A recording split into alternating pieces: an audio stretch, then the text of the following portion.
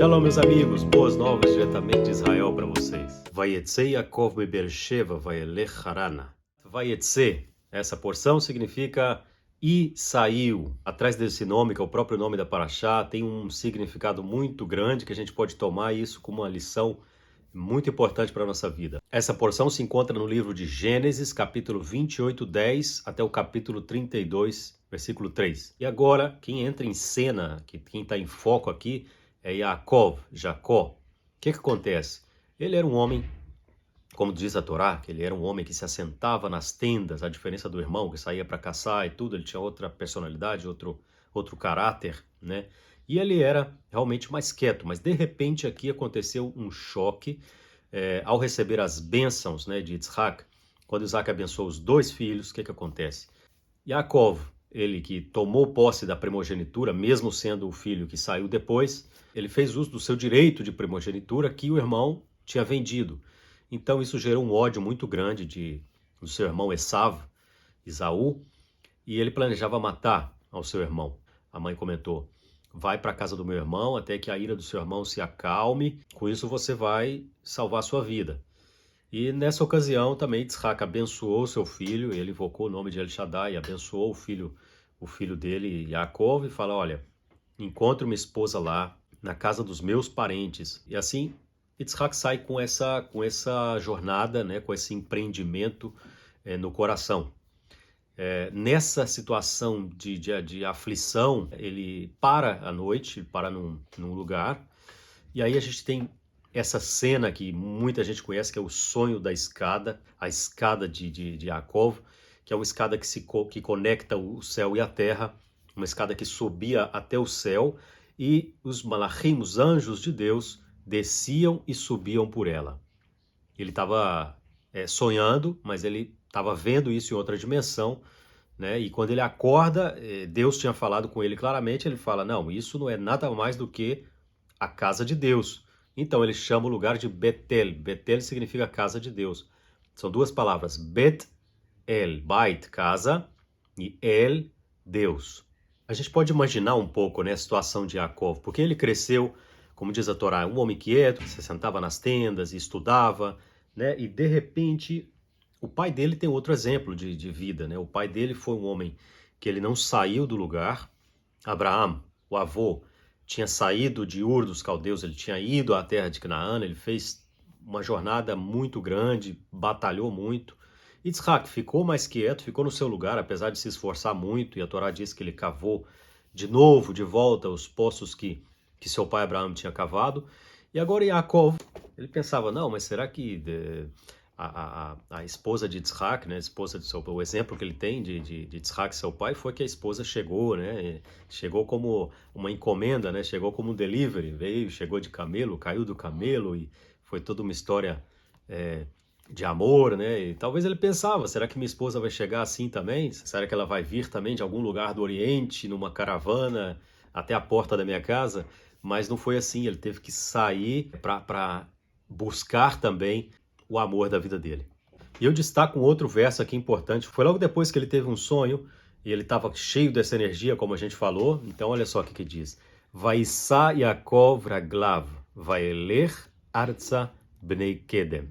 Então Yaakov levantou seus pés e foi até a terra dos orientais. Nenhuma palavra da Torá é por acaso. Aqui poderia dizer, por exemplo, que Yaakov se foi, vaeler, poderia dizer que ele viajou, poderia dizer que ele caminhou, poderia dizer que ele foi embora, mas diz: levantou seus pés. E aqui tem uma nota importante que compara a palavra regel, que é pés, com a palavra hergel, que é costume. Depois que Yaakov recebeu essa visão, ele já tendia a mudar os seus costumes, já tendia a ser um homem mais elevado espiritualmente. Apesar de que ele já era íntegro, ele teve aqui uma transformação muito grande. Eu vejo esse verso como algo que a caminhada dele estava mais leve daqui, porque ela seria uma viagem longa, seria um empreendimento muito forte, muito importante aqui.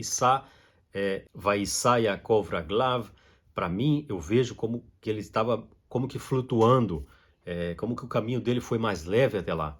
Interessante é que ele dá água também para Rachel e para os outros pastores que estavam naquele lugar, a semelhança de sua mãe, quando chegou Eliezer, e ela concedeu água para Eliezer, para os camelos. Então ele agiu de uma forma semelhante à mãe. Ele foi muito influenciado pela mãe. Jacob, a gente vê que ele se conectou muito com a mãe, e a Torá diz na outra porção também que amava Jacob. Então a conexão dela com Jacob foi muito grande, e aqui ela foi totalmente crucial na vida dele, porque se ela não falasse para ele, se ela não falasse a Jacob que entrasse naquela situação da bênção da primogenitura, ele talvez ficaria esperando até hoje, né? Mas não foi assim. A mãe dele influenciou, sabia qual o papel dela, porque ela, como profetisa, como alguém que tinha recebido a palavra, ela agiu na hora certa e aconselhou certo o filho dela. E aqui também, quando Jacob sai em direção a Harã, foi ela que falou, olha, faz isso, escuta a minha voz, me obedece. E o filho, está escrito que o filho obedeceu, e está escrito na Torá que o filho foi obediente e escutou a ela. Ele ainda estava sob a tutela da mãe. Então ele escutou, obedeceu, com isso ele obteve a sua bênção. Agora Yaakov se encontra a sua esposa, e para ele foi uma motivação muito grande permanecer num lugar onde estava longe da sua terra, longe dos seus parentes. Ele encontra a Rachel, sua esposa, e ele se sente motivado por isso. E agora, a partir de agora, o seu sogro vai enganar ele várias vezes durante os 20 anos que ele esteve ali. Teve que trabalhar 14 anos pelas esposas, né? Porque no lugar de entregar a Rachel, o sogro já começou enganando ele, entregando a Leia. Ele teve que trabalhar 14 anos, o dobro. Trabalhou mais 6 anos pelo gado. E no total foi 20 anos até que ele falou, basta, eu vou ter que construir a minha casa e já não quero ficar mais aqui. Esse sujeito, Lavan, ele era muito complicado, né? Você vê que ele era um homem, um controlador, manipulador, enganador, muito forte. E ele teve que escapar dali. Chegou um momento que já não dava mais. Mas no meio de toda essa situação, de toda a tribulação, dos enganos de Lavan, no meio do conflito também entre as suas esposas, que uma era estéril, a outra tinha muita filho, a outra tinha inveja, enfim. Mas foi nesse contexto onde nascem as 12 tribos de Israel, que são os 12 filhos de Jacob.